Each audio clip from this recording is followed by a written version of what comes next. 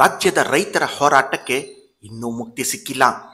ದೇವನಹಳ್ಳಿ ಚಲೋ ಹೋರಾಟಕ್ಕೆ ಸಹಸ್ರಾರು ರೈತರೊಂದಿಗೆ ದಲಿತ ಸಂಘಟನೆಗಳು, ಮಹಿಳಾ ಸಂಘಟನೆಗಳು, ಯುವ ಸಮೂಹ, ವಕೀಲರ ಸಂಘ, ಕನ್ನಡ ಸಂಘಟನೆಗಳು ಸೇರಿದಂತೆ ಹಲವು ನಾಯಕರು ಸರ್ಕಾರವನ್ನು ಹಿಗ್ಗಾಮುಗ್ಗಾ ಝಾಡಿಸಿದ್ದಾರೆ. ಶಿವಕುಮಾರ್ ಆರಾಧ್ಯ, ಭಾರತೀಯ ಕಿಸಾನ್ ಸಂಘ ದೇವನಹಳ್ಳಿ ತಾಲೂಕು ಅಧ್ಯಕ್ಷರು. ಸರ್, ವಿಶೇಷವಾಗಿ ಮಾಧ್ಯಮದ ಮುಖಾಂತರ ಹೇಳಲಿಕ್ಕೆ ಇಚ್ಛೆ ಪಡುವಂಥದ್ದು ಅಂದರೆ, ಈ ಚನ್ನರಾಯಪಟ್ಟಣ ಹೋಬಳಿ 13 ಹಳ್ಳಿಗಳ ಈ ಭೂಸ್ವಾಧೀನವನ್ನು ಏನು ಸರ್ಕಾರ ಕೈಗೆತ್ತಿಕೊಂಡಿದೆ, ಅದೆಲ್ಲವೂ ಸಹ ಬಂಜರು ಭೂಮಿ ಅಲ್ಲ, ಕೃಷಿ ಭೂಮಿ.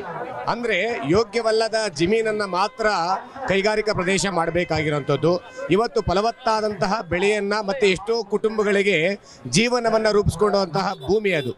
ಇವತ್ತು ಇವರು ಆ ಕೈಗಾರಿಕಾ ಪ್ರದೇಶ ಅಂತ ಏನು ಮಾಡಬೇಕು ಅಂತ ಹೊರಟಿದ್ದಾರೆ.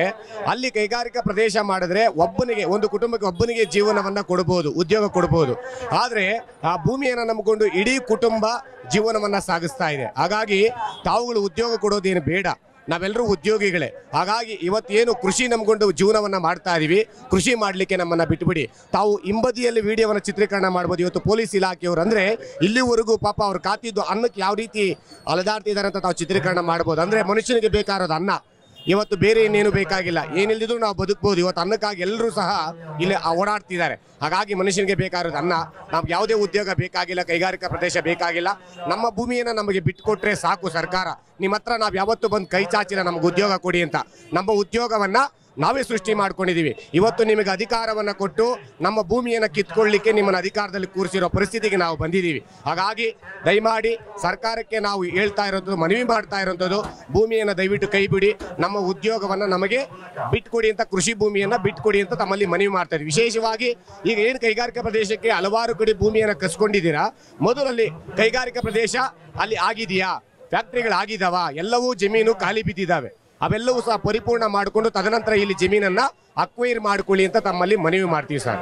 ಸಾಹಿತಿ SG ಸಿದ್ದರಾಮಯ್ಯ, ರೈತ ಹಾಗೂ ದಲಿತ ಸಂಘಟನೆಗಳ ಪ್ರಮುಖರು, ದೇವನಹಳ್ಳಿ ರೈತ ಮುಖಂಡ ರಮೇಶ್, ದಲಿತ ಸಂಘಟನೆಯ ಮಾವಳ್ಳಿ ಶಂಕರ್, ರೈತ ಮುಖಂಡರಾದ ಬಸವರಾಜಪ್ಪ, ಗುಂಡ್ಲುಪೇಟೆ ಭಾಗದ ರೈತ ಮುಖಂಡ ಷಣ್ಮುಗಪ್ಪ, ಬಡಗಲಪುರ ನಾಗೇಂದ್ರ, ನಟ ಪ್ರಕಾಶ್ ರೈ, ಆಮ್ ಆದ್ಮಿ ಪಕ್ಷದ ರಾಜ್ಯಾಧ್ಯಕ್ಷ ಹಾಗೂ ಹಿರಿಯ ನಟ ಮುಖ್ಯಮಂತ್ರಿ ಚಂದ್ರು, ರಾಜ್ಯ ಕೃಷಿ ಬೆಲೆ ಆಯೋಗದ ಮಾಜಿ ಅಧ್ಯಕ್ಷ ಪ್ರಕಾಶ್ ಕಮರಡಿ, ಮಾಜಿ ಶಾಸಕ ಮಹಿಮಾ ಪಟೇಲ್ ಸೇರಿದಂತೆ ಅನೇಕ ಮುಖಂಡರು ದೇವನಹಳ್ಳಿ ಚಲೋ ಪ್ರತಿಭಟನೆಯಲ್ಲಿ ಭಾಗವಹಿಸಿ ಸರ್ಕಾರದ ಭೂಸ್ವಾಧೀನವನ್ನು ಸಂಪೂರ್ಣ ಕೈಬಿಡಲು ಆಗ್ರಹಿಸಿದ್ದಾರೆ.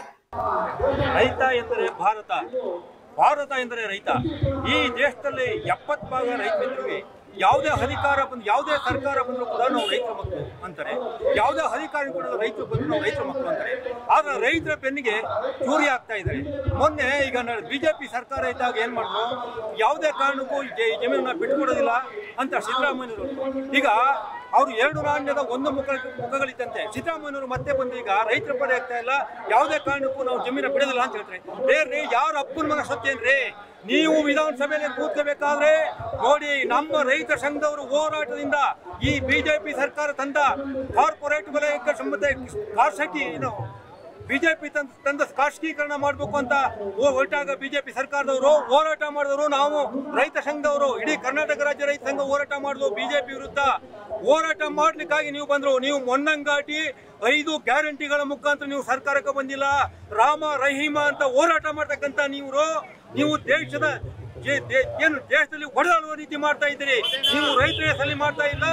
ರೈತರಿಗೆ ನೀವು ಈ ದೇಶದ ಬೆನ್ನೆಲುಬಾದ ರೈತನಿಗೆ ಚೂರಿ ಆಗ್ತಕ್ಕಂಥ ಕೆಲಸ ಮಾಡ್ತಾ ಇದ್ದೀರಿ. ಇದು ಯಾರಪ್ಪನ ಮನ ಆಸ್ತಿ ಅಲ್ಲ. ನೋಡ್ರಿ, ನಮ್ಮ ಭೂಮಿ ನಮ್ಮ ಹಕ್ಕು. ನೋಡಿ, ಅಹಮದಾಬಾದ್ ನಲ್ಲಿ ಗಲಾಟೆ ನಡೆದು ಜನ ಸತ್ರು. ವಿಮಾನದಿಂದ ನಿಲ್ದಾಣದಲ್ಲಿ ಸತ್ತಂತ ಜನಗಳನ್ನ ದಫನ್ ಮಾಡ್ಬೇಕಾದ್ರೆ ಅವರವರ ದೇಶಕ್ಕೆ ತಗೊಂಡೋಗಿ ದಫನ್ ಮಾಡಿದ್ರು. ಅಹಮದಾಬಾದ್ ನಲ್ಲಿ ಅವ್ರನ್ನ ಸುಟ್ಟಾಕ್ಬೋದಾಗಿತ್ತಲ್ಲ.